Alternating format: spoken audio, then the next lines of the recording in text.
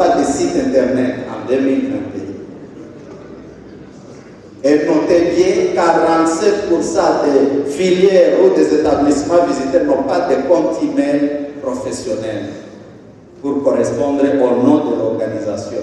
Ça, c'est entré laboratoire biomédical, c'est entré pour les laboratoires chimiques, 30 laboratoires physiques et 316 autres laboratoires simples pour faciliter les pratiques professionnelles.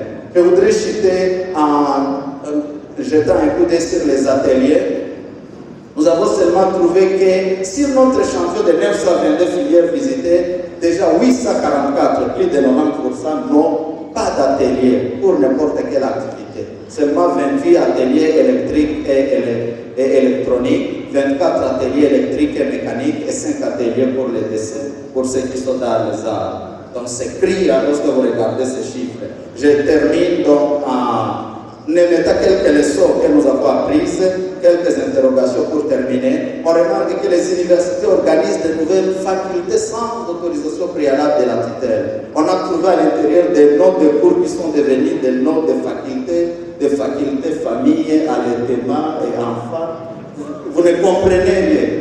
Et avec le risque qu'on achemine le diplôme et que la tutelle homologue. Et donc je pense qu'il est urgent qu'on réfléchisse sur un fichier unique de tout ce qu'il y a comme filière, comme section, comme faculté, pour que la tutelle sache qu'est-ce qu'on est en train de faire, quel homme on est en train de former. Et cela passe inconditionnellement par la numérisation dont les collègues vont parler directement. Plusieurs universités ont tout fait pour éviter les équipes de contrôle de viabilité. Vous arrivez dans une province, vous vous présentez, mais les responsables des établissements disparaissent jusqu'à la fin de la mission. Cela veut dire aussi que la question des conférences des chefs d'établissement nécessite d'être repensée. Parce que ceux qui gèrent ces conférences n'ont pas d'autorité sur leurs collègues. Ils sont chacun un roi dans son monde. Donc il faut repenser la manière de gérer en province pour avoir une autorité de proximité et un encadrement efficace. Je voudrais dire qu'une autre leçon est qu'il existe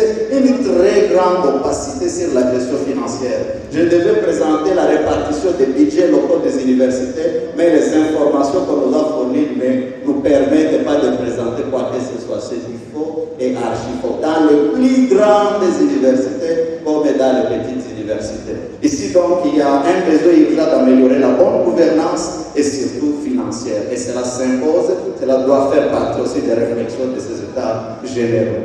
Encore, nous avons trouvé que les facultés de médecine et les sections des sciences infirmières nécessitent un encadrement particulier, nous le savons bien, parce que nos vies se trouvent entre les mains de ces diplômés. S'ils sont gérés par les assistants comme nous l'avions vu, en majorité, quels souhaits, quelles accoucheuses nous aurons pour nos populations.